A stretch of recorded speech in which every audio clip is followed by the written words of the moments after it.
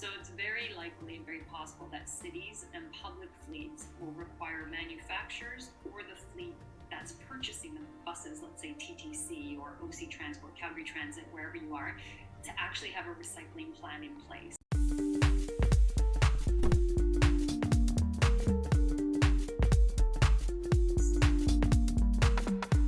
Hello everyone, welcome back to another episode of Parts Talk. Today we're going to be exploring the topic of are EV batteries recyclable? So battery parts for electric vehicles are recyclable, but the recycling industry is not yet ready to handle it.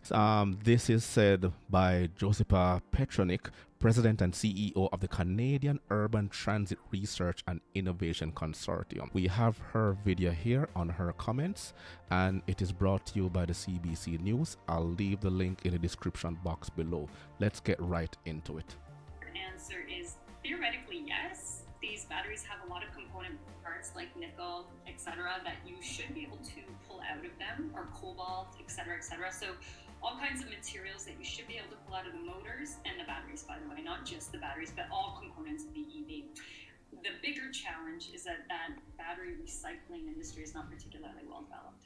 So we could say theoretically, yes, a lot of these materials can be pulled out of the battery, or the battery can be repurposed for a second life. And that's been something you often hear people talk about. Well, take it out of your car, take it out of your bus. And even when it's, 80% usable, you can slap it on the side of a building and use it as an energy storage device. The problem with that is the batteries are not actually manufactured for a second purpose life. So you'd actually have to pump in quite a lot of money to remanufacture the old batteries so that they can serve that stationary purpose. So it's not obvious that it's going to be easily recycled as a reuse application. But in terms of pulling the materials out, like I said, that industry is not particularly well developed in North America. That is changing now. There are more startup companies and companies starting to identify the need to pull out those materials because they're extremely expensive. But let's not get too ahead of ourselves, because one of the major problems affecting the automotive industry is the increased amount of car theft and parts theft that has affected the automotive industry over a number of years. So giving too much information will eventually give rise to a black market situation where people are going to start coming after your electric vehicles when there already isn't enough to go around. Remember, the starting price for an electric car averages around $40,000 right now in the US. So we have to be mindful of all the information that is being given out there. But let's continue. Nobody wants to be remining these materials from scratch. So there is an industry.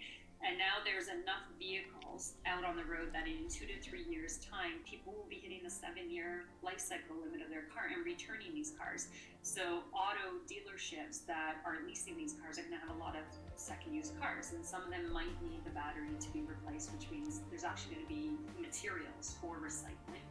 And the third element is actually going to probably be driven by cities or by government. And this is just another increase in the holding cost for dealerships, because the batteries are pretty large and they are pretty expensive. So imagine storing a lot of them in anticipation that they are going to be needed. And this is something that parts managers are going to be wary of, and the dealership principal as well, because they have to take in consideration the budget that is going to be needed in order to have these items in stock. Talking from experience, I know exactly what some of these situations are going to be, and it is a decision that the dealerships are going to have to make, which is requiring a recycling or second life waste management policy for every EV sold. Where I believe this is going to happen first is probably in public transit, where public transit is buying a whole bunch of these electric buses. These are really large battery packs. Some of them are 600 kilowatt hours, for example, as a battery pack. That's a lot of material at the end of, say, a 10-year, 12-year life cycle. Where does that material go? Well, the public agencies have an obligation to both taxpayers and their voters through their city councils to have a zero emissions future. You can't have zero emissions buses if there's a whole bunch of pollution in the dump somewhere because there was no recycling plan associated with those publicly purchased batteries.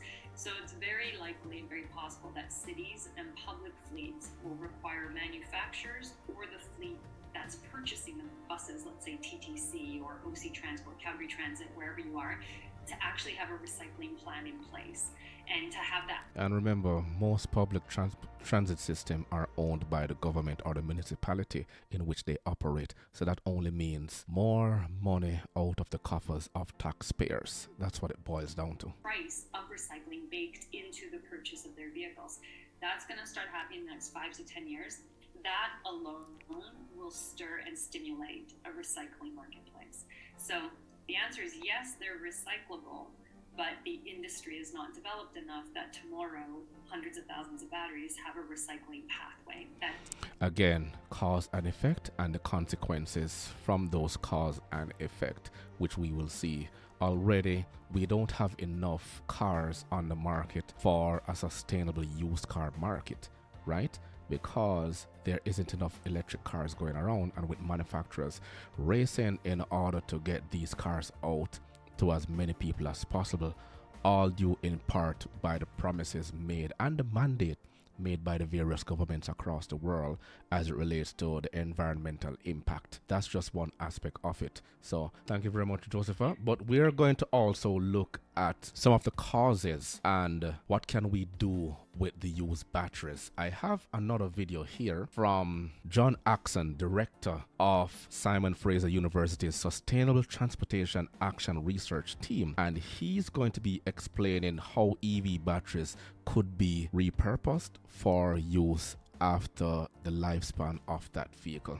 Let's play this next clip. The point at which you might take a battery out of a car, saying it's no longer, fully suitable for driving, under the kind of conditions we have here in North America, that battery might still be very functional for other purposes.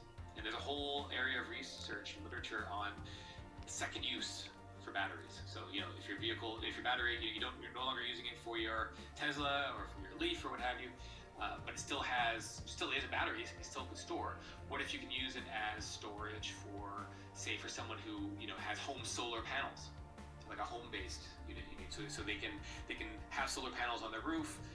They can store the extra energy when it's super sunny. They have extra energy, extra electricity. They store it in the battery, and then they can deliver that electricity to their home at night when it's not sunny. That kind of thing. And this gives the manufacturers another opportunity to, instead of just manufacturing the batteries for the cars, they can also have a separate entity, a separate company manufacturing these batteries for uses, as he just described, other uses, in order to mitigate and avoid what may become a black market scenario for an increase in theft of these particular cars, which we hope we will not see in our lifetime. I'm hoping and praying, of course, that catalyst converters will just be the end of it, because everything's just a phase until there's the supply and demand. Right now, when supply outfits demand, then they move on to something else. The EV batteries are another scenario. So with all the information out there, let us try to get ahead of ourselves, because as always, hackers and thieves always seem to be one step ahead of the manufacturers and law enforcement. Well, that's it for today. Remember to grab a copy of my ebook, The Parts Manager Guide. Link will be in the description box below. Until next time.